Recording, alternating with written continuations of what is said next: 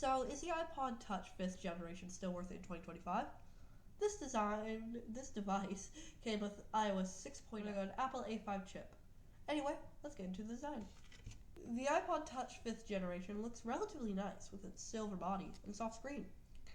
Although this one I'm currently holding happens to have a crack in it, the iPod Touch 5th generation has still kept its soft feel.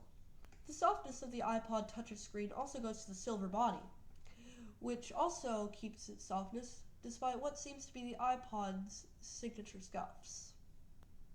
Anyhow, the iPod Touch 5th generation has a acceptable 1.2 megapixel front camera capable of 720p video quality, compared to the VGA 0.3 megapixel front camera on the 4th generation. The iPod Touch 5th generation was released around the same year as the iPhone 5 and featured a new design without the old rounded iPod body.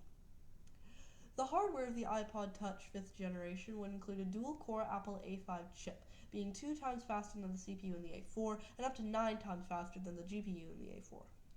Anyhow, iPod Touch was shipped with iOS 6, which allowed it to play music, movies, television shows, ebooks, audiobooks, and podcasts, and can sort its media library by multiple filters.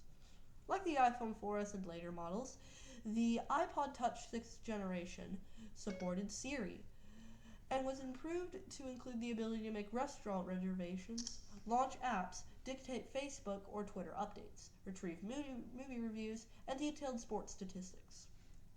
The iPod Touch 5th generation would feature a 32 or 64 gigabyte options, with a 16 gigabyte option added later. Now, with all that said, let's get into if it's worth it or not. As a main phone, I'd say no.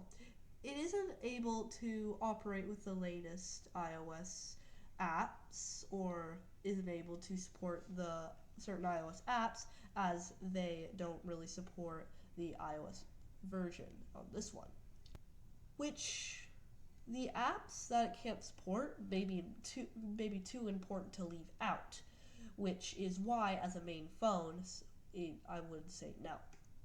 And along with that, this doesn't seem to have a SIM card tray at all, which means it can only retrieve and send text or receive and send text using the internet. But as a secondary phone, I'd say yes.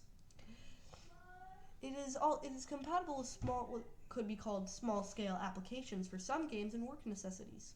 Fitted with soft and nice design, the iPod Touch 5th generation can be more comfortable to use for a long time, and with an acceptable Apple A5 chip for the supported applications, can really be a nice phone for secondary use if, let's say, you don't have your main phone on you, or you want to save the battery of the main phone. With that, although it does not have fingerprint recognition, it still has a passcode, which I guess you can still use as a privacy, but because fingerprint recognition and Face ID, let's say that, is really a good privacy or let's say security measure, this wouldn't really be let's say safe to use as your main phone, because somebody could, I guess, brute force the password and manage to get into your phone or something like that. If in the event somebody does manage to steal your phone, or they just in fact use some sort of cyber attack on them. So overall, if you're wanting a cheap secondary phone, I'd say the iPod Touch 5th generation is worth it in 2025. And tomorrow, I might film a video entirely on the iPod Touch 5th generation. Thank you all for watching, and goodbye.